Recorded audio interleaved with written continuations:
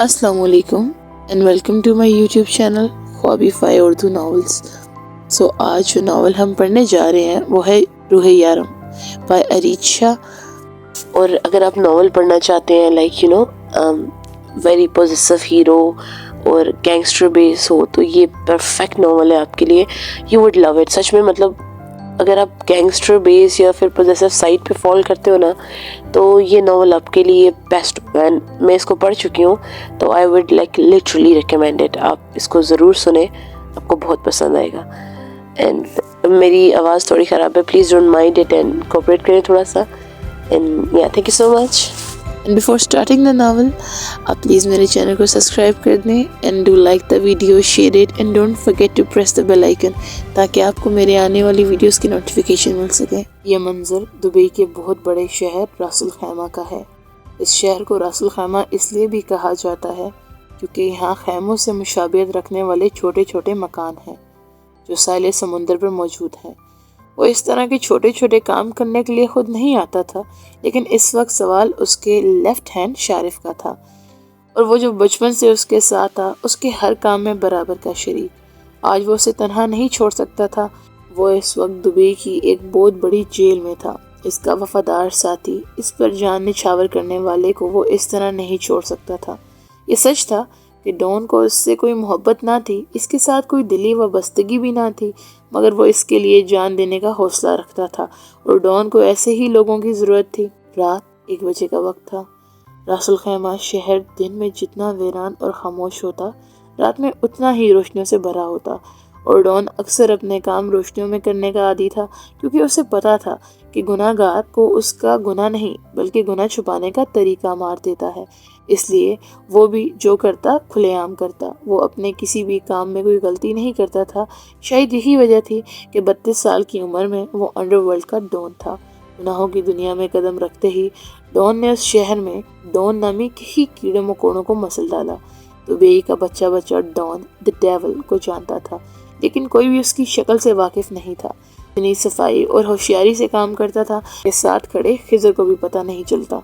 शारिफ बेगुनाह नहीं था, उसने भी कई गुनाह किए थे, लेकिन जिस चीज़ के इल्ज़ाम अभी उसे दिया जा रहा था वो उसने नहीं किया था और डॉन को ये मंजूर ना था कि उसकी टीम में किसी को इस तरह टारगेट किया जाए। उसे जिन लोगों से मतलब ना होता, इनसे कोई ताल्लुक ना रखता, ना ही दोस्ती और ना ही दुश्मनी। लेकिन वासिक मल्क ने उसे सामने से ललकारा था। इसके लेफ्ट हैंड शारिफ पर इल्ज़ाम लगाकर उसे जेल के अंदर करवा दिया था और यही चीज़ डॉन को गुस्सा दिला रही थी। वासिक मल्क जो कि फ़ोन पर उसे धमकियां दे चुका था कि वो शारिफ को फांसी के फंदे तक पहुंचाएगा, इस वक्त उससे छुपकर इन छोटे छोटे मकानों में से किसी एक मकान में था। इसने वासिक मल्क को कहा था कि छुपने से बेहतर है कि वो सामने आकर उससे बात करे, लेकिन वासिक मल्क ना माना। इसकी वजह से आज शारिफ 1 हफ्ते से ज़्यादा वक्त से जेल में था। वो डॉन का लेफ्ट हैंड था। उसे जेल में किसी चीज़ की कमी तो ना थी। एसी, टीवी, बेड, वो डॉन का खास बंदा था। उसे हर चीज़ मुहैया की गई थी, लेकिन जेल से ज़्यादा डॉन को उसकी यहाँ ज़रूरत थी, जिसकी वजह से उसके बाहर आना ज़रूरी था। वो तंग गली से निकलता हुआ एक घर के अंदर दाखिल हुआ, जहाँ उसके कुछ आदमी एक आदमी को ज़मीन पर बिठाए उसके सर पर बंदूक ताने खड़े थे। वो बिल्कुल खामोशी से आकर सोफे पे बैठ गया। उसके चेहरे पर कोई तासुर ना था। वासिक मल्क ने ज़रा सी निगाह उठाकर उसके चेहरे की तरफ देखा। घने काले बाल जो पीछे की तरफ पोनी में बंधे होने के बावजूद भी माथे को कवर किए हुए थे, सुर्ख और सफ़ेद रंगत, सब्ज आंखें, हल्की हल्की दाढ़ी और ज़रा सी मूंछ। वो जब बात करता था तो उसके गाल पर एक डिंपल नुमाया, लेकिन ये शख्स हंसता नहीं था। इसलिए आज तक जिसने भी उसके गाल का डिंपल देखा था, इससे बात करते हुए ही देखा था। बेशक वो अरबी शहजादा हंसते हुए भी क़यामत ढाता होगा। जब काटने की औकात ना हो तो भौंकना भी नहीं चाहिए। वो उसके सामने शाने बेनियाजी से सोफे पर बैठा हुआ बोला। अब तक वासिक मल्क को डॉन के सामने अपनी औकात का अंदाज़ा अच्छे से हो चुका था। वो इतने छोटे से इलाके में आकर छुप कर बैठ चुका था, लेकिन डॉन ने उसे यहाँ भी ढूंढ लिया था। मुझे माफ़ कर दो डेविल, मुझसे गलती होगी। तुम जैसा कहोगे मैं वैसा करूँगा, प्लीज़ मुझे मत मारना। उससे जैसे ही अंदाज़ा हुआ कि अब वो डॉन से बच नहीं सकता, वो रोने लगा। तुम सबूत चाहते हो ना अपने आदमी को बेगुनाह होने का? मैं तुम्हें अभी सबूत देता हूँ। वो जल्दी से ज़मीन से उठने लगा जब उसके आदमी ने बंदूक पर जोर डालकर उसे वापस बिठा दिया। तुम्हें क्या लगता है अगर मैं यहाँ तक पहुँच सकता हूँ تو کیا تم سے ثبوت نکالنا میرے لیے مشکل ہے؟ اس کی آنکھوں میں آنکھیں ڈال کر پوچھنے لگا۔ ویسے بہت صفائی سے کام کیا ہے تم نے، مجھے تمہارا کام کرنے کا انداز پسند آیا۔ اس کے لہجے میں واسق ملک اپنا مذاق اڑتا ہوا محسوس کر رہا تھا۔ تمہیں کیا لگتا ہے واسق میرے لیے شارف کو چھڑانا مشکل ہے؟ نہیں، میں جب چاہوں اسے جیل سے نکال سکتا ہوں، ایسے ایسے۔ اس نے اپنے ہاتھ کی 2 انگلیوں سے چٹکی اس کی آنکھوں کے سامنے بجاتے ہوئے کہا۔ تم جانتے ہو میں تمہیں کیوں ڈھونڈ رہا ہوں؟ واسق ملک، میں تمہیں شارف کے لیے نہیں بلکہ ان لڑکیوں کے لیے ڈھونڈ رہا ہوں جس کی ویڈیو تمہارے پاس ہے۔ وہ لڑکیاں جو بحفاظت ترکی میں ہیں لیکن ان کی فحش ویڈیو آج بھی تمہارے پاس موجود ہے۔ میں یہاں شارف کے لیے نہیں بلکہ ان لڑکیوں کے لیے آیا ہوں۔ اس ویڈیو کا اوریجنل پرنٹ میرے سامنے ریموو کرو اور باقی کو خود کراؤ۔ ابھی تمہارے پاس صرف 10 منٹ ہیں۔ اس نے اس کی آنکھوں میں آنکھیں ڈالتے ہوئے کہا۔ لیکن اب میں کچھ نہیں کر سکتا، وہ ویڈیو تو سائٹ پر ریلیز ہو چکی ہے، اب تو کروڑوں لوگ دیکھ چکے ہوں گے۔ کیا یہ تمہارا آخری فیصلہ ہے؟ ڈان نے اس کے سر پر بندوق تانتے ہوئے اس کی بات کاٹی۔ نہیں رکو، میں کچھ کراتا ہوں، مجھے مت مارنا۔ وہ پھر سے التجا کرنے لگا۔ 10 منٹ۔ ڈان کا لہجہ سخت تھا اور پھر سامنے کھڑا شخص نے اپنے کرتب دکھانے لگا۔ اپنی جان بچانے کے لیے شخص کچھ بھی کرنے کو تیار تھا۔ وہ کپکپاتے ہاتھوں سے کبھی ایک طرف فون کرتا تو کبھی دوسری طرف، جبکہ اس کے آدمی اس کے گھر کی تلاشی لے رہے تھے، کیونکہ جو بھی تھا اس کے سارے آدمیوں کا ریکارڈ بہت صاف تھا اور وہ نہیں چاہتا تھا کہ شارف کے خلاف بھی کوئی جھوٹا ثبوت رہے۔ اور پھر وہی ہوا۔ 10 منٹ کے اندر ان لڑکیوں کی ہر ویڈیو سائٹ سے ہر قسم کے دوسرے فحش جگہ سے دور کر دی گئی تھی۔ وہ لڑکیاں جو شادی کے بعد اپنے خاوند کے ساتھ ہنی مون کے لیے یہاں آئی تھی۔ واسق ملک نے ہوٹل کے رومز میں کیمرہ لگا کر ان کی ویڈیوز بنائی، جسے بعد میں سائٹ پر ریلیز کر کے بہت پیسہ کمانے کا ارادہ تھا۔ وہ کپلز شاید یہ بھی نہیں جانتے تھے کہ ان کے ساتھ کیا ہونے جا رہا تھا، لیکن ڈیول جانتا تھا۔ وہ جانتا تھا کہ ان کی زندگی کس طرح سے برباد ہو سکتی تھی۔ ڈیول، میں نے ہر قسم کا پرنٹ ریموو کروا دیا ہے۔ لیکن وہ رکا۔ لیکن کیا؟ وہ غصے سے چلایا۔ ان ویڈیوز کا ایک پرنٹ پاکستان پہنچا دیا گیا ہے۔ اس کی بات سن کر ڈیول نے ایک نگاہ اپنے دائیں طرف کھڑے خضر پر ڈالی، جو کہتا تھا کہ اس کا ملک بہت پاک صاف ہے، بہت نیک ہے، اس کے ملک میں کوئی فحش کام نہیں ہوتا۔ لیکن اب پاکستان بھی دنیا کے ساتھ ساتھ چل رہا تھا۔ خضر اس سے نگاہ نہیں ملا پا رہا تھا۔ کوئی بات نہیں، پاکستان سے میں نکلوا لوں گا اسے۔ 1 ہفتے بعد صدیق کی بیٹی معصومہ یہاں آنے والی ہے، میں اسے کہہ دوں گا، وہ لے آئے گی۔ خضر نے حل پیش کیا تو ڈان اٹھ کر کھڑا ہو گیا۔ اب اس کا یہاں کوئی کام نہیں تھا۔ پھر پیچھے مڑا اور واپس اس کے سامنے آ کر رکا۔ جانتے ہو واسق، لوگ کہتے ہیں کہ جس کا کوئی اپنا نہیں ہوتا وہ دوسروں کی ماں بیٹیوں کی عزت کرتے ہیں، لیکن آج تم نے ثابت کر دیا یہ بات بالکل غلط ہے۔ جن لڑکیوں کی تم نے ویڈیو بنائی وہ ابھی اپنی زندگی شروع کر رہی تھی۔ ذرا سوچو، اگر وہ ویڈیو ان لڑکیوں تک پہنچ جاتی تو کیا کبھی زندگی میں خود سے نظریں ملانے کے قابل رہتی؟ چوری کرو، ڈاکہ ڈالو، قتل کرو، لیکن ڈیول زنا نہیں کرنے دے گا۔ تم ایک اچھے آدمی تھے۔ وہ رکا۔ مگر تھے۔ واسق ملک کو بات سمجھنے کا موقع دینے سے پہلے ہی گولی چلی۔ سامنے کھڑا وجود بے جان ہو گیا۔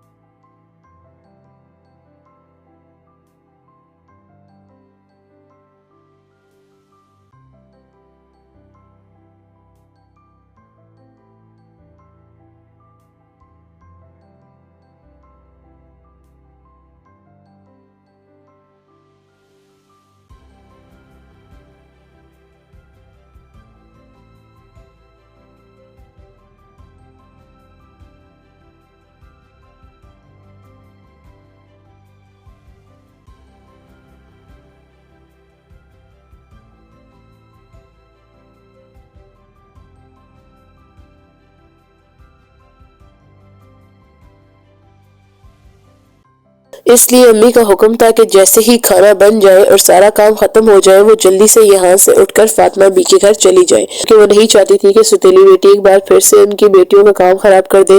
وہ صبح سے گھن چکر بنی ہوئی تھی اور آج اتفاق ایسا تھا کہ امی نے صبح سے اسے ایک بار بھی دپڑ نہ مارا تھا۔ اسے صرف فاطمہ بی بی کے گھر جانے کی اجازت تھی، جہاں دوپہر میں وہ بچوں کو قرآن پڑھاتی تھی، جس کی فاطمہ بی بی اس کی ماں کو تنخواہ دیتی تھی۔ اس کے علاوہ محلے کے بچوں کے والدین بھی اسے کچھ نہ کچھ دیتے رہتے۔ اگر اسے روح کے وجود سے کوئی فائدہ نہ ہوتا تو تنظیم اسے کب کا گھر سے نکال چکی ہوتی۔ آخر ان کے شوہر کے دھوکے کی تو اولاد تھی یہ۔ ان کے شوہر نے 2 شادیاں کی تھی، پہلی شادی تنظیم سے جن میں سے ان کو 3 بیٹیاں تھیں۔ بیٹا نہ ہونے کی صورت میں انہوں نے دوسری شادی کر لی، لیکن تنظیم سے چھپ کر۔ جب تنظیم کو یہ بات پتہ چلی تو بہت دیر ہو چکی تھی۔ بیٹا تو انہیں دوسری بیوی سے بھی نہ ہوا، بس ایک انچاہا وجود روح دنیا میں آ گئی۔ وہ معصوم سی لڑکی ہر کسی سے پیار کرنے والی، لیکن یہاں اسے کوئی پیار نہیں کرتا تھا سوائے فاطمہ بی بی کے۔ وہ معصوم لڑکی اپنا بچپن کھو چکی تھی۔ وہ 19 سال کی ہو چکی تھی۔ گورنمنٹ اسکول میں سے اس نے میٹرک کر لیا، لیکن اس سے آگے اپنا تعلیمی سلسلہ جاری نہ رکھ سکی۔ وہ پڑھنا چاہتی تھی، کچھ بننا چاہتی تھی، لیکن کچھ بھی نہ کر پائی۔ اس کے حصے میں محبتیں نہ تھی، اگر کچھ تھا تو 3 بہنوں یا امی کے تھپڑ۔ وہ دن میں درجنوں کے حساب سے اس کے منہ پر اپنے نقش بناتے۔ وہ احساس کمتری کا شکار لڑکی اپنے آپ سے بھی محبت نہیں کرتی تھی۔ اسے فاطمہ بی بی کے گھر میں جانے کی اجازت بھی صرف اس لیے تھی کیونکہ اس کی امی کو مہینے کے 5,000 روپے دیتی تھی۔ فاطمہ بی بی جانتی تھی کہ اس کے ساتھ اس گھر میں کیا کیا ہوتا ہے۔ روح بچپن سے ہی ان کے پاس آتی تھی کہ انہیں وہ پیاری سی لڑکی بہت عزیز تھی۔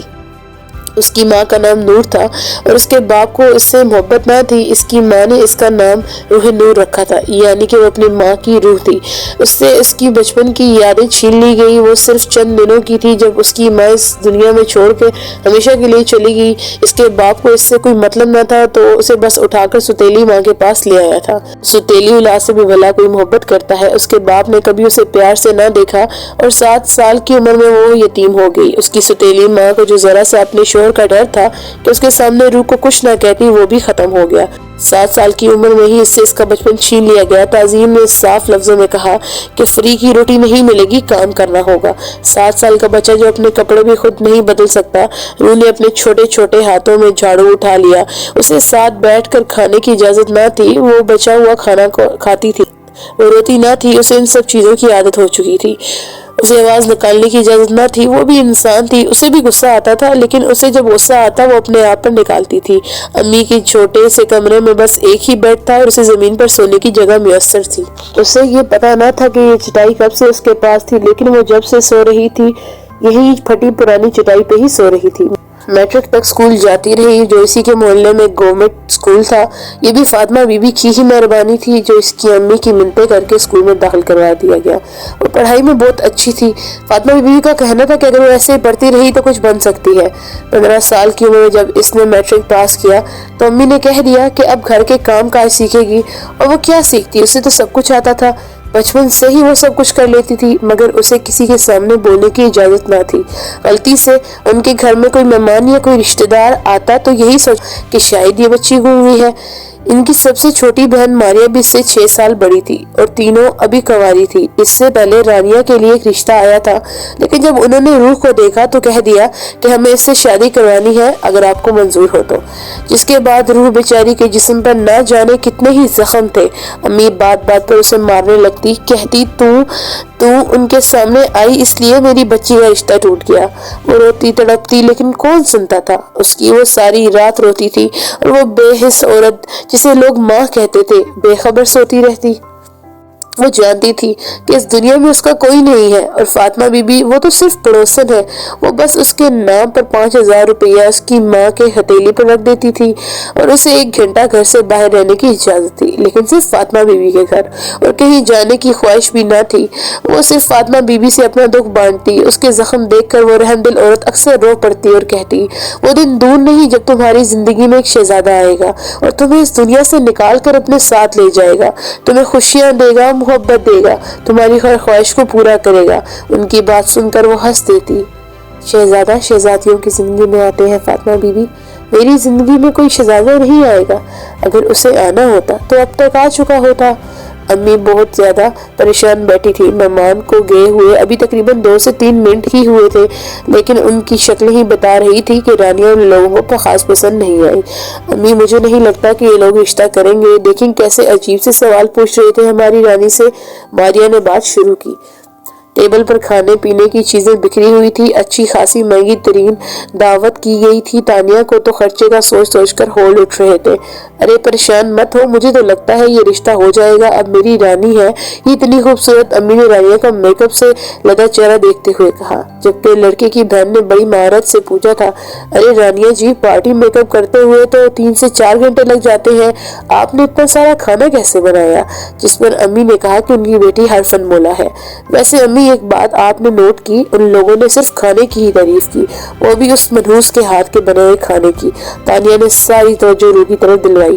ہاں امی بلائیں اسے، یہ سارا سامان اٹھائے یہاں سے، مجھے تو اس رشتے کی کوئی امید نہیں ہے، میں نے اٹھتے ہوئے کہا اور گھر کی دیوار پہ جا کے کھڑی ہوئی۔ روح کو گھر بھیج دے، لہجے میں دنیا بھر کی عزت اور محبت سمو کر کہا، کیونکہ دنیا کے سامنے وہ روح کی ستیلی نہیں بلکہ سکی بہنیں تھی۔ بات الگ تھی کہ فاطمہ بی بی سے کچھ بھی چھپا ہوا نہ تھا، اس لیے تو ماریہ کی آواز سنتے ہی روح نے کانپتی آواز میں کہا، آپ ہی میں بس آئی، اور دوڑتے ہوئے دروازے سے نکل کر اپنے گھر کے دروازے کے اندر آ گئی منحوس، اٹھا لو یہ سب۔ رانیہ نے اپنے چہرے پر آئے ہوئے بالوں کو سٹائل سے پیچھے کرتے ہوئے اسے نے کہا، تو وہ تیزی سے آگے بڑھی اور سامان اٹھانے لگی، جبکہ وہ چاروں ٹانگ پہ ٹانگ رکھے وہیں باہر سین میں کرسیوں پر بیٹھی تھی۔ جب دروازہ بجا اور ایک خوبصورت سا نوجوان اندر داخل ہوا، رانیہ فوراً الرٹ ہو گئی، جبکہ ماریہ اور تانیہ بھی کھڑی ہو کر اسے دیکھنے لگی۔ ارے واحد بیٹا کچھ بھول گئے تھے کیا؟ آؤ نا، پہ رہ گیا تھا۔ واحد مسکراتے ہوئے آگے بڑھا اور میز پر اپنا فون اٹھانے لگا، تب ہی روح کچن سے نکلی اور ٹیبل کی طرف آئی۔ وہ سامنے کھڑی لڑکے کو دیکھے بغیر ہی ٹیبل سے سامان اٹھانے لگی، لیکن اس کا سارا دھیان روح پہ دیکھ کے رانیہ کی آنکھیں غصے سے سرخ ہونے لگی۔ اسے کیا مسئلہ تھا؟ واحد کے سامنے باہر آنے کی کیا ضرورت تھی؟ یہ ہمارے گھر میں کام کرتی ہے۔ امی نے واحد کا دھیان روح کی طرف دیکھتے ہوئے روح کو ہاتھ سے کھینچ کے پیچھے کیا اور سخت نظروں سے اسے اندر جانے کا اشارہ کیا۔ روح فوراً ہی کچن میں جا کر چھپ گئی۔ آنٹی آپ کے گھر میں کوئی نوکر کام کرتا ہے؟ اس کا ذکر آپ نے پہلے نہیں کیا۔ واحد کا دھیان ابھی بھی کچن کے دروازے کی طرف ہے جہاں سے روح ابھی غائب ہوئی تھی۔ ہاں بیٹا، دراصل وہ اسی محلے سے ہی آتی ہے، تھوڑا بہت کام کرتی ہے تو میری رانیہ اسے کچھ نہ کچھ دے دیتی ہے۔ انہوں نے اس کا دھیان پھر ایک بار رانیہ کی طرف دلانے کی کوشش کی، لیکن اس کی شکل کی بیزاری ہی بتا رہی تھی کہ اسے رانیہ میں کوئی انٹرسٹ نہیں تھا۔ اس محلے میں گھر ہے اس کا؟ کہاں؟ واحد نے جیسے ان کی اگلی بات سنی ہی نہ تھی، جبکہ اندر بیٹھی روح کو ایک بار پھر سے اپنی شامت آتی ہوئی نظر آ رہی تھی۔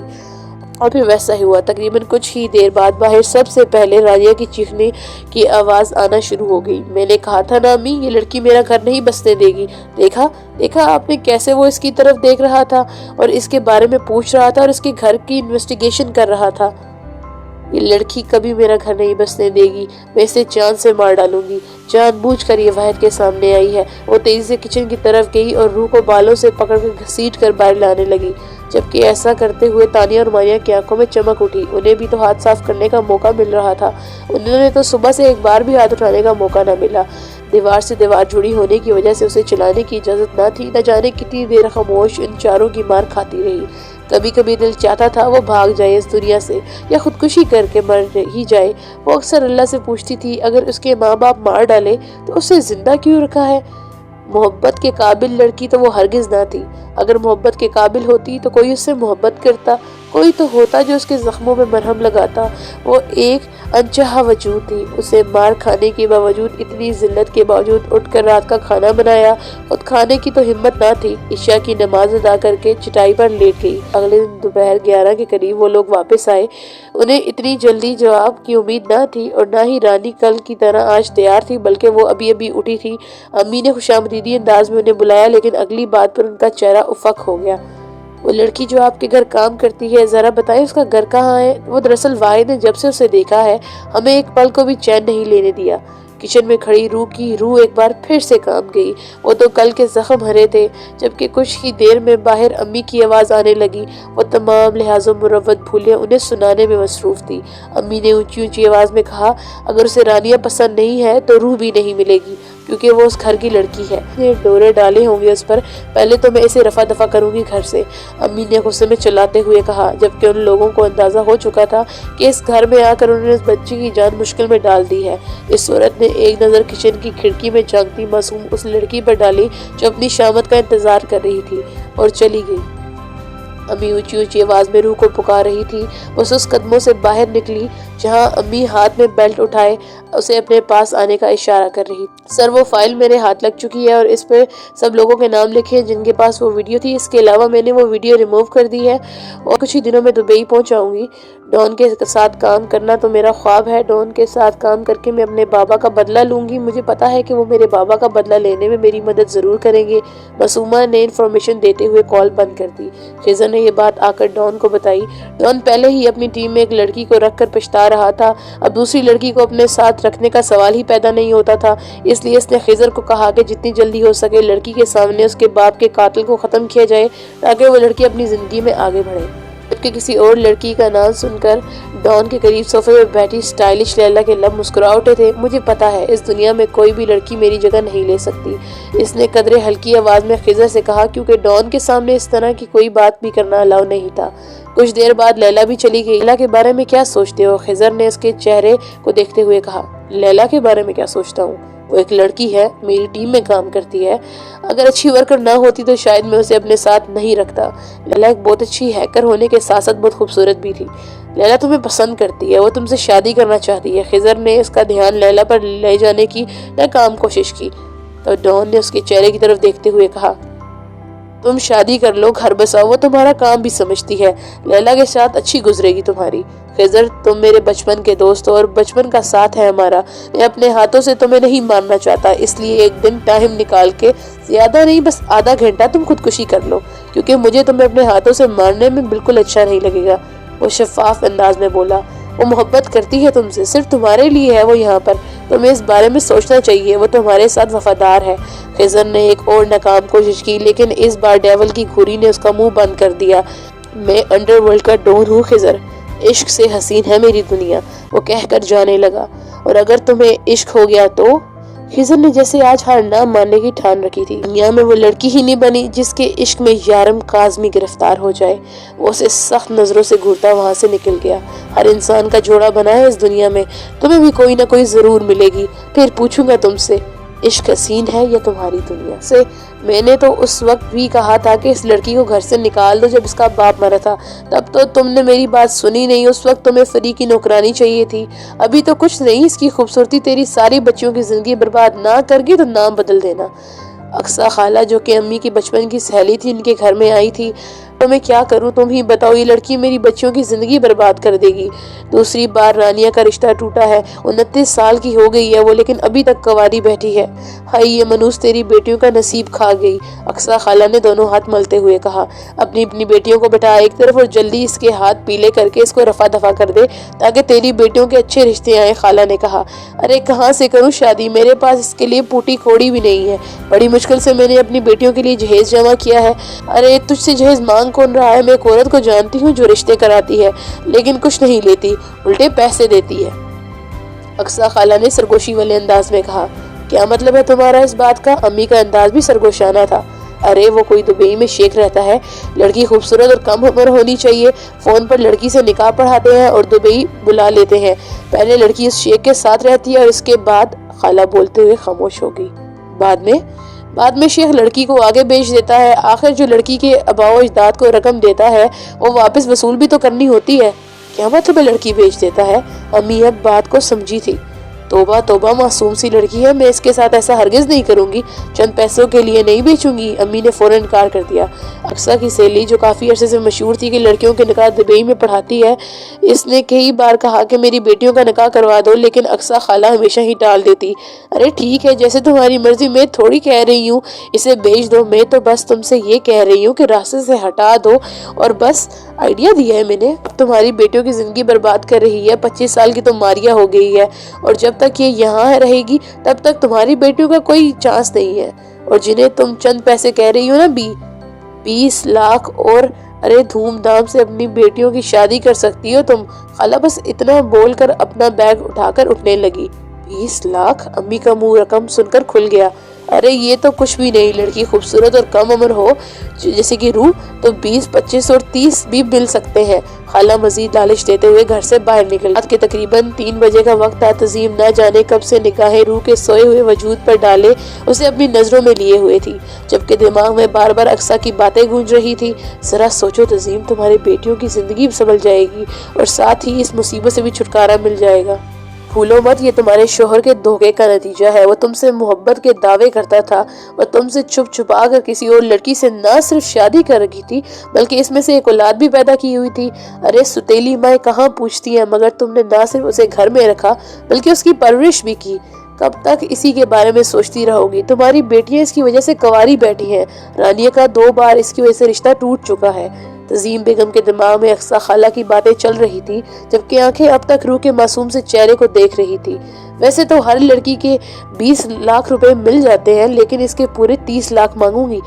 ارے ذرا سوچو، 30 لاکھ روپے دے گا شیخ اور کوئی ایسے ویسے تو نہیں اٹھا کے لے جائے گا، پہلے نکاح پڑھائے گا، جائز رشتے میں باندھ کر پھر بلائے گا اسے وہاں، اور دبئی جائے گی۔ ذرا سوچو، باہر ملک جا کر کبھی کسی کی زندگی برباد ہوئی ہے؟ اور یہ تو اتنی تیز تراز ہے، خود کو خود سنبھال لے گی۔ اقصیٰ کی اس بات پر تزیم نے ایک بار پھر سے اس کے معصوم چہرے کو دیکھا۔ کیا واقعی وہ اتنی تیز تراز تھی کہ خود کو سنبھال لیتی؟ نہیں، میں اس لڑکی کے ساتھ ایسا نہیں کروں گی، اتنا بڑا گناہ میں سوچ بھی کیسے سکتی ہوں؟ نہیں، میں نہیں کروں گی اس کے ساتھ ایسا، نہ جانے وہ شیخ اس کا کیا حال کر دے۔ اور اس کا چہرہ دیکھتے ہوئے اٹھ کر بیٹھ گئی۔ 3 بیٹیاں ہیں تیری، عمریں نکلتی جا رہی ہیں، کل کون بہائے گا انہیں؟ پہلے اس مصیبت سے جان چھوڑا۔ ایک بار پھر سے اقصیٰ کی باتیں اس کا دھیان اپنی طرف کھینچنے لگی۔ ایک طرف اس کی 3 بیٹیاں تھیں جن سے وہ بے تحاشا محبت کرتی تھی اور ان کی زندگی میں بے انتہا خوشیاں دیکھنا چاہتی تھی۔ ہر ماں کی طرح اس کا خواب تھا کہ اس کی بیٹیاں خوشحال زندگی گزاریں، جبکہ دوسری طرف معصوم سی روح نور جو صرف اس کے سہارے پر بیٹھی تھی، جو صرف اس کو جانتی تھی، صرف اس پہ بھروسہ کرتی تھی، وہ اسے امی کہہ کر بلاتی تھی، اور وہ بھی تو اس کی بیٹی تھی۔ ہاں مگر ستیلی، وہ آج شارد سے ملنے جیل میں آیا تھا۔ نہیں بھائی، میں بالکل ٹھیک ہوں، یہاں مجھے ہر چیز مہیا کی گئی ہے، لیکن پھر بھی ایسا لگتا ہے جیسے اپنا فرض نہیں نبھا رہا۔ موت کبھی بھی آ سکتی ہے، چلتے پھرتے اٹھتے بیٹھتے انسان کبھی بھی مر سکتا ہے۔ مجھے ڈر ہے بھائی، میں اس طرح نہ مر جاؤں۔ صرف شارف ہی اسے بھائی کہہ کر بلا سکتا تھا، کیونکہ وہ بچپن سے اس کے ساتھ تھا۔ زیادہ تر وہ بھی اسے ڈیول کہتا تھا۔ اس کی ٹیم میں کام کرنے والے باقی سب لوگ اسے سر یا ڈیول کہہ کر پکارتے تھے، جبکہ خضر اسے کبھی ڈیول یا کبھی اس کا نام لے کر اسے بلاتا تھا۔ میں چاہتا ہوں مجھے موت آئے تو میں آپ کے لیے کچھ نہ کچھ کر رہا ہوں بھائی، میں آپ کے لیے جان دینا چاہتا ہوں، اور دیکھیے گا ایک نہ ایک دن آپ کے لیے جان ضرور دوں گا۔ ہو گئی تمہاری تقریر، اب بند کرو یہ ڈرامہ۔ میں تمہیں یہ بتانے آیا ہوں کہ کچھ دنوں میں پاکستان سے ایک لڑکی آنے والی ہے۔ اس کے پاس ایک فائل ہوگی جس میں ان سب لوگوں کے نام لکھے ہیں جن کے پاس وہ فحش ویڈیو ہے، اور ان سب کی بھی جن کے پاس وہ ویڈیو تھی۔ اگر چاہتا تو میں اس فائل کو کسی اور طریقے سے بھی یہاں منگوا سکتا تھا، لیکن صدیق کی بیٹی بھروسے کے قابل ہے، اس لیے میں نے یہ کام اسے دیا ہے، اور آگے یہ کام تم کرو گے۔ میں کچھ ہی دنوں میں تمہیں یہاں سے نکلوا لوں گا، تمہارے بے گناہی کا ثبوت میرے پاس ہے۔ اگلے کچھ دنوں میں کورٹ میں پیشی ہوگی اور تم باعزت بری کر دیے جاؤ گے، اور اگر یہاں کوئی مسئلہ ہو تو خود سنبھال لیا کرو، ہر وقت میری طرف مت دیکھا کرو۔ چھوٹے موٹے جھگڑے کر کے تمہیں کیا لگتا ہے میں سارے کام کاج چھوڑ کر تمہاری صلح کروانے یہاں آؤں گا؟ تمہاری غلط فہمی ہے یہ۔ کوئی چھوٹے اسکول کے بچے تو نہیں ہو جو دوسرے بچوں سے لڑو گے تو والدین تمہیں بچانے آئیں گے، اس لیے بہتر ہوگا کہ آئندہ مجھے یہاں تمہاری کوئی شکایت نہ ملے۔ وہ بہت دنوں سے آپ کو دیکھا نہیں تھا نا، اس لیے میں آپ کو مس کر رہا تھا بھائی۔ آپ کو تو پتا ہے نا آپ کے علاوہ میرا ہے ہی کون۔ بات کرتے کرتے وہ ایموشنل ہو گیا۔ وہ جب اسے بھائی کہتا تو آپ کہہ کر پکارتا، اور جب ڈیول کہتا تو تم کہہ کر بلاتا۔ تمہاری گرل فرینڈ ہوں میں جو تم مجھے مس کر رہے تھے، اور جب تم مجھے دیکھو گے تو تمہیں چین آ جائے گا، سکون سے بیٹھ جاؤ گے کسی لوفر عاشق کی طرح۔ وہ کب سے خاموش بیٹھا اسے سن رہا تھا، لیکن اب بولا تو پاس کھڑے خضر اور سامنے بیٹھے شارف دونوں کی ہنسی چھوٹ گئی، لیکن وہ نہیں ہنسا۔ وہ ہنستا ہی تو نہیں تھا۔ اب تمہاری کوئی شکایت نہ ملے مجھے، ایک ہی ہفتے میں تمہیں یہاں سے نکلوا لوں گا۔ وہ اٹھتے ہوئے سخت نظروں سے ان دونوں کو گھورتے ہوئے بولا تو دونوں کی بتیسیاں خاموش ہو کر اندر بیٹھ گئی۔ ڈان اٹھ کر باہر چلا گیا تو خضر اس کے سامنے والی کرسی پہ بیٹھ گیا۔ لیلا کیا ٹھیک سے ان کو تنگ نہیں کر رہی جو اس طرح سے مرچیں چبائے ہوئے ہیں؟ شارف نے غصے کی وجہ پوچھی۔ ارے وہ کیا تنگ کرے گی؟ جب سے اسے پتا چلا ہے کہ ہماری ٹیم میں کوئی اور لڑکی آنے والی ہے وہ بیچاری جل جل کر دھواں ہو رہی ہے۔ 1000 بار تو کل یہ کہہ چکی ہے کہ اگر وہ لڑکی معصومہ سے زیادہ خوبصورت ہوئی تو اس کا کیا ہوگا، جبکہ یہ بات وہ اچھے طریقے سے جانتی ہے کہ ڈان کا اس میں بالکل کوئی انٹرسٹ نہیں ہے، پھر بھی ڈان کے پیچھے ہاتھ دھو کر پڑی ہے۔ مجھے تو لگتا ہے کسی دن تنگ آ کر ڈان نے اسے شادی کر ہی لینی ہے۔ مجھے بھی یقین ہے بھائی کہ شادی لیلا بھابھی ہی سے ہی ہوگی، اس لیے تو میں اسے ابھی سے ہی بھابھی بلانا شروع کر دیا ہے۔ ہاں بیٹا، ایک بار ڈان کے سامنے بھی بلاؤ اسے بھابھی، میں بھی تو دیکھوں تیرے منہ میں یہ زبان رہتی ہے کہ نہیں۔ خضر نے گویا سے چیلنج کیا۔ I'm sorry، ابھی تیرا یہ چیلنج قبول نہیں کر سکتا، کیونکہ میری یہ جو زبان ہے نا بھی بہت سارے کارنامے سر انجام دینے والی ہے، اس لیے مجھے اس کی ضرورت ہے جسے میں رسک میں نہیں ڈال سکتا۔ آخر اسی زبان سے ہی تو میں نے اللہ کے سامنے بھائی کے لیے دعائیں کرنی ہے کہ جلدی سے انہیں لیلا سے محبت ہو جائے اور پھر ان سے شادی ہو جائے۔ لیکن پھر یہ محبت والی بات سوچ کے نا میں تھوڑا کنفیوز ہو جاتا ہوں، کیونکہ محبت تو ان لوگوں کو ہوتی ہے جن کے اندر کوئی جذبات ہوں، بھائی کے اندر تو کوئی جذبات ہی نہیں ہے۔ لیکن پھر میں یہ سوچتا ہوں کہ سارے دل اللہ پاک نے بنائے ہیں، سب کے اندر جذبات بھی وہی پیدا کرتا ہے، ایک نہ ایک دن بھائی کے دل میں بھی محبت جیسا جذبہ ضرور پیدا ہوگا، شارف نے کہا۔ اور تمہیں کیا لگتا ہے کہ اللہ وہ جذبات لیلا کے لیے پیدا کرے گا؟ خضر نے کچھ سوچتے ہوئے پوچھا۔ محبت میں سچائی ہے، لیلا سے زیادہ پیار انہیں کوئی نہیں کر سکتا، اور اللہ کسی کے دل میں اسی کے لیے محبت ڈالتا ہے جس سے وہ سچی محبت کرتا ہو۔ اور تمہیں یہ بھی لگتا ہے کہ ڈیول کو لیلا سے زیادہ اور کوئی پیار نہیں کر سکتا؟ ہاں بالکل، تم نے شاید دیکھا نہیں، لیلا نے 2 بار بھائی کے لیے گولی کھائی ہے۔ جہاں بھی بھائی کی جان خطرے میں ہوتی ہے وہ سب سے آگے ہوتی ہے۔ لیلا بھائی سے بہت پیار کرتی ہے، اس کے پیار کا مقابلہ کوئی نہیں کر سکتا، اور مجھے یقین ہے کہ لیلا بھائی کو خود سے پیار کرنے پہ مجبور کر دے گی۔ اور اگر ڈیول کو کسی اور سے پیار ہو گیا، میرا مطلب کسی تیسرے سے، تو خضر نے اس کی آنکھوں میں دیکھتے ہوئے پوچھا۔ تمہیں کیا لگتا ہے ایسا کبھی ہو سکتا ہے؟ بھائی کو پیار؟ ہاں، جوک آف دا ڈے، بھائی کو کبھی کسی سے محبت نہیں ہو سکتی، اور ہاں اگر ابھی ہو بھی گئی تو تمہیں کیا لگتا ہے لیلا کسی تیسرے کو برداشت کرے گی اپنے اور بھائی کے بیچ میں؟ اسی لیے تو معصومہ کو لے کر پریشان ہوں، سمجھ میں نہیں آ رہا بیچاری کسے کہوں، معصومہ کو کہ لیلا کو۔ تمہیں کیا لگتا ہے ڈیول میں اتنی آسانی سے تمہارے آدمی کو جیل سے باہر آنے دوں گا؟ نہیں، ایسا نہیں ہوگا۔ تمہیں کیا لگتا ہے ڈیول میں اتنی آسانی سے تمہارے آدمی کو جیل سے باہر آنے دوں گا؟ نہیں، ایسا نہیں ہوگا، ایسا نہیں ہونے دوں گا۔ شارف کو پھانسی کے پھندے تک پہنچنے سے کوئی نہیں روک سکتا۔ اب تم بھی اپنے وفادار آدمی کو بھول جاؤ، انسپیکٹر سائم نے اس کے سامنے آتے ہوئے کہا۔ ارے انسپیکٹر سائم، آپ یہاں؟ یہ وقت تو آپ کی بچی کے اسکول سے چھٹی کا نہیں ہے۔ اب یہ مت کہیے گا کہ میرا دیدار کرنے کے لیے آپ اپنی بچی کو اسکول سے لینے نہیں گئے۔ اتنی لاپرواہی اچھی نہیں ہوتی، وہ بھی تب جب آپ نے شیر کی منہ میں ہاتھ ڈالا ہو۔ مجھے اس طرح مت دیکھیں انسپیکٹر صاحب۔ ارے میں آپ کی بچی کو کچھ نہیں کروں گا، ڈیول اپنے دشمنوں کی کمزوریوں کو استعمال نہیں کرتا، یہ ڈیول کے کام کرنے کا انداز نہیں ہے، مگر آپ کی بیٹی بہت پیاری ہے۔ میں اور کچھ نہیں چاہتا، بس اتنا چاہتا ہوں کہ آئندہ مجھ سے مخاطب ہونے سے پہلے آپ یاد رکھیں کہ آپ کی بیٹی بہت پیاری ہے۔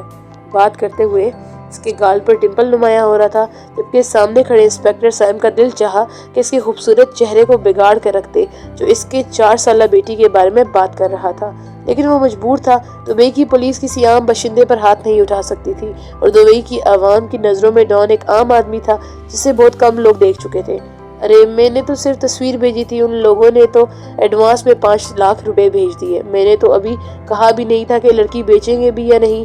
اکثر نے اس کے سامنے 5 لاکھ کی گھڑی رکھتے ہوئے کہا۔ اکثر میں ایسا کوئی کام نہیں کروں گی، میں نے تمہیں پہلے بھی بتایا تھا کہ میں روح کو نہیں بیچوں گی، کہیں نہیں جائے گی، وہ یہیں رہے گی۔ اور تمہاری ہمت کیسے ہوئی میری اجازت کے بغیر تم نے ان لوگوں کو تصویر بھیجی؟ کیوں؟ عظیم بیگم کو غصہ آ گیا تھا۔ اوہو، اس وقت میری منتیں کر رہی تھی کہ اس لڑکی نے میری زندگی تباہ کر دی ہے اور اس مصیبت سے چھٹکارا حاصل کرنا چاہتی ہو۔ میں نے تمہارے سے ہمدردی کی تھی، مگر مجھے کیا پتا تھا یہ ہمدردی میرے ہی گلے پڑ جائے گی۔ ان لوگوں کو لڑکی پسند آئی اور وہ لوگ 30 لاکھ دینے کو بھی تیار ہے۔ ضرورت ہے ان پیسوں کی، تمہیں تو اپنی بیٹیوں کی زندگی برباد کرنی ہے، ایسے ہی ساری زندگی بیٹھی کواری رہ جائیں گی، میرا کیا ہے، میں تو پیسے واپس بھجوا دوں گی۔ صرف تصویر دے کر 5 لاکھ بھیج ڈالے، 30 لاکھ، ذرا سوچ کہاں سے کہاں پہنچ جائیں گی تیری بیٹیاں۔ خیر تیری مرضی، ابھی میں ذرا بھائی کے گھر جا رہی ہوں، یہ پیسے تم اپنے پاس رکھو، واپسی پر لے جاؤں گی، اقصیٰ نے شاطرانہ انداز میں کہتے ہوئے بیگ اٹھایا اور باہر نکل گئی، جبکہ تعظیم نے کپ کپاتے ہاتھوں سے وہ گڈی پکڑی اور اندر جا کر اپنے کمرے میں رکھنے لگی۔ اس کا سارا دھیان ان پیسوں پر تھا۔ اس کی تینوں بیٹیوں کی زندگی سنبھل سکتی تھی اور ساتھ میں روح سے جان بھی چھوٹ سکتی تھی، لیکن اس کا ضمیر اسے بار بار ایسا کرنے سے روک رہا تھا۔ اس کا ضمیر اس کو ایک لڑکی کی زندگی برباد ہونے نہیں دینے دے رہا تھا، لیکن کب تک؟ اب مجھے صرف روح چاہیے، روح نور، مجھے روح نور ہر قیمت پہ چاہیے۔ سن لو اقصیٰ، نے اس کی تصویر مجھے بھیجی تھی، تو میں بھیجنے سے پہلے یاد رکھنا چاہیے تھا کہ اگر اس لڑکی پر شیخ کا دل آ گیا تو کسی بھی طرح اسے حاصل کر لے گا۔ اس لڑکی کے گھر والے مانے یا نہ مانے، لیکن اب وہ لڑکی مجھے چاہیے۔ تمہارے پاس 24 گھنٹوں کا وقت ہے، اگر ان 24 گھنٹوں میں اگر تم نے ان لوگوں کو نکاح کے لیے تیار نہ کیا تو میں تمہارا وہ حال کروں گا جو تم نے کبھی خواب میں بھی نہ سوچا ہوگا۔ میں ہر کوشش کر چکی ہوں، لیکن اس کی ستیلی ماں اسے بیچنے کو تیار ہی نہیں ہے، یہاں تک کہ میں نے اسے یہ بھی بتا دیا کہ آپ اسے 30 لاکھ دینے کو تیار ہیں، لیکن وہ ماننے کو تیار ہی نہیں۔ مجھے سمجھ نہیں آ رہی کہ میں کیا کروں، لیکن اگر آپ کہتے ہیں تو میں ایک بار اور کوشش کر لوں گی۔ اگر 30 لاکھ پر نہیں مانتی تو پھر اسے 40 پہ مناؤ، اور اگر پھر بھی نہیں مانتی تو میرے لوگ اسے اٹھا لائیں گے، اور یاد رکھنا اس وقت صرف وہ لڑکی نہیں بلکہ تمہاری بیٹیاں بھی ساتھ ہوں۔ شیخ کی بات نے اقصیٰ کے رونگے کھڑے کر دیے۔ ایسا بھی کیا ہے اس لڑکی میں کہ شیخ اس پر اتنے پیسے لٹانے کو تیار ہے؟ ہمیں تو کبھی اتنی اچھی نہیں لگی، مانا بہت خوبصورت ہے، لیکن شیخ نے اس سے پہلے بھی تو بہت خوبصورت دیکھی ہوں گی۔ مجھے وہ لڑکی چاہیے کسی بھی قیمت پہ۔ جب سے میں نے اسے دیکھا ہے میرا دل کسی کام پہ نہیں لگ رہا۔ اب جب تک میں اس لڑکی کو حاصل نہ کر لوں گا تب تک سکون سے نہیں بیٹھوں گا۔ شیخ دھاڑتے ہوئے بول رہا تھا، جبکہ اس سے کوسوں دور کھڑی اقصیٰ تھر تھر کانپ رہی تھی۔ شیخ صاحب میں آخری کوشش کرتی ہوں، ہو سکتا ہے اس بار وہ مان جائے، آپ مہربانی کر کے میری بیٹیوں کو کچھ مت کیجیے گا، میں اسے منا لوں گی۔ کیا ضرورت پڑی تھی مجھے روح کی فوٹو اتنی جلدی بھیجنے کی؟ یہ شیخ تو بالکل پاگل ہو گیا۔ صحیح کہہ رہی ہے تعظیم، ایک نمبر کی فسادن ہے، یہ اپنے ساتھ ساتھ میری بیٹیوں کو بھی پھنسائے گی، منحوس۔ صبح ہوتے ہی پہلے تعظیم کے گھر جاؤں گی۔ شیخ کا فون بند کر کے وہ تعظیم کے گھر جانے کا پلان بنانے لگی۔ میرا ایسی پارٹیز میں جانا ضروری نہیں ہے، تم لوگ جاؤ، وہ سامنے کھڑے خضر سے کہہ رہا تھا، جو اسے کتنی دیر سے پارٹی پر لے جانے کے لیے منا رہا تھا۔ جانا ضروری ہے ڈیول، ان لوگوں نے اتنا اصرار کر کے بلایا ہے، اور ساتھ میں تمہیں یہ بھی بتا دوں کہ ان لوگوں کو تم سے بہت ضروری کام ہے جو تمہارے علاوہ اور کوئی نہیں کر سکتا۔ خضر کا ارادہ آج پکا اس کو اپنے ساتھ لے کر جانے کا تھا۔ کام ان کو ہے، مجھے نہیں۔ پیاسا کنویں کے پاس آتا ہے، کنواں چل کر پیاسے کے پاس نہیں جاتا۔ اگر انہیں مجھ سے اتنا ضروری کام ہے تو آخر مجھ سے مل سکتے ہیں، لیکن اپوائنٹمنٹ لے کر، اور میرا ارادہ ہوا تو میں ملوں گا۔ اب تم لوگ یہاں سے جا سکتے ہو۔ ڈیول ڈارلنگ چلتے ہیں نا، ہم تھوڑی دیر انجوائے کر لیں گے۔ لیلا اپنے تنگ چست لباس میں چلتی ہوئی اس کے قریب آئی اور اس کے گلے میں باہیں ڈالتے ہوئے بولی، میں تمہیں کتنی بار کہہ چکا ہوں لیلا، اپنی لیمٹس میں رہا کرو، ورنہ یہ نہ ہو کہ جہاں سے تمہیں اٹھا کر لایا تھا ایک بار پھر وہیں پھینکا ہوں۔ ویسے بھی مجھے تمہارے ہونے یا نہ ہونے سے کوئی فرق نہیں پڑتا۔ وہ اس کی آنکھوں میں دیکھتے ہوئے بہت کچھ جتلا رہا تھا۔ جانتی ہو تمہیں کوئی فرق نہیں پڑتا، لیکن مجھے تو پڑتا ہے، اور یقین کرو، بس ایک بار مجھے اپنی خدمت کا موقع دو، تمہیں بھی فرق پڑنے لگے گا۔ لیلا اس طرح کی گفتگو صرف ڈیول کے سامنے ہی کرتی تھی، اور کسی میں اتنی ہمت نہ ہوتی کہ لیلا کے سامنے زبان بھی کھول پائے۔ بند کرو اپنی بکواس، تو نکلو یہاں سے۔ خبردار جو آئندہ اس لہجے میں مجھ سے بات کی، ایک بات کان کھول کے سن لو، تمہارے ہونے یا نہ ہونے سے مجھے کوئی فرق نہیں پڑتا، اور نہ ہی آگے زندگی میں کبھی پڑے گا۔ تمہیں اپنے ساتھ رکھ کر میں کچھ زیادہ خوش بھی نہیں ہوں، اس لیے بہتر ہوگا جتنا جلدی ہو سکے اپنا بوریا بستر سمیٹو اور میری نظروں سے دور ہو جاؤ، کیونکہ اگر میں نے دور کیا تو شاید تم دنیا سے ہی دور ہو جاؤ گی۔ ایک جھٹکے سے اسے خود سے دور کرتے ہوئے کہا، میں تم سے پیار کرتی ہوں ڈیول، بہت پیار۔ تمہیں ایک دن نہ دیکھو تو ایسا لگتا ہے جیسے میری سانس گھٹ رہی ہو، اور تم کہتے ہو کہ تمہیں چھوڑ کر چلی جاؤں۔ نہیں جا سکتی ڈیول، میں تم سے دور نہیں جا سکتی، بہت بہت پیار کرتی ہوں تم سے، اور مجھے یقین ہے کہ ایک دن تم بھی مجھ سے پیار کرو گے، اس نے رونی ہوئی آواز میں کہا۔ خضر کو برا لگا، لیکن جس کے لیے وہ یہ سب کچھ بول رہی تھی اس کے دکان پہ چون تک نہ رینگی تھی۔ میری زندگی میں لڑکی کا وجود کوئی اہمیت نہیں رکھتا لیلا، مجھے کبھی کسی عورت سے محبت نہیں ہو سکتی، میں ہر عورت کی عزت کرتا ہوں، تمہاری بھی۔ مجھے عورت اچھی لگتی ہے، ماں کے روپ میں، بہن کے روپ میں، یہ خدا کا تحفہ ہے، لیکن افسوس کہ خدا نے یہ تحفے مجھے نہیں دیے۔ پیار محبت سے میں بہت دور ہوں، اور دور رہنا بھی چاہتا ہوں۔ میرے لیے یہ پیار محبت صرف ویسٹ آف ٹائم ہے۔ میں نہیں مانتا کہ ایک انسان کو ایک دوسرے انسان سے اتنی ٹوٹ کر محبت ہو سکتی ہے کہ وہ اس کے لیے کچھ بھی کرنے کو تیار ہو جائے، اور اگر ایسا ہوتا بھی ہے تو یارم کاظمی کو نہیں ہوگا۔ مجھے کبھی کسی لڑکی سے محبت نہیں ہو سکتی۔ آج اس نے بہت دنوں بعد اس سے نرم لہجے میں بات کی تھی۔ اب تم لوگ پارٹی پہ جاؤ، بس اتنا کہہ کر وہ جانے لگا۔ اور اگر تمہیں کسی سے محبت ہوگی تو پھر کیا کرو گے؟ آواز اب بھی روندی ہوئی تھی، شاید وہ اپنے آنسو کو بہنے سے روک رہی تھی۔ نہیں ہوگی، وہ ایڑیوں کے بل گھوم کر بولا۔ اور اگر ہوگی تو؟ اس نے پھر وہی سوال کیا۔ کہا نا نہیں ہوگی، وہ پھر سے جانے لگا۔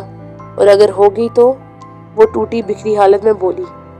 تو میں خود اسے اپنے ہاتھوں سے مار دوں گا۔ اس بار وہ اتنے زور سے چلایا تھا کہ پورے ہال میں اس کی آواز کے بعد سناٹا پھیل گیا اور وہ لمبے لمبے ڈھک بھرتا ہال سے نکل گیا۔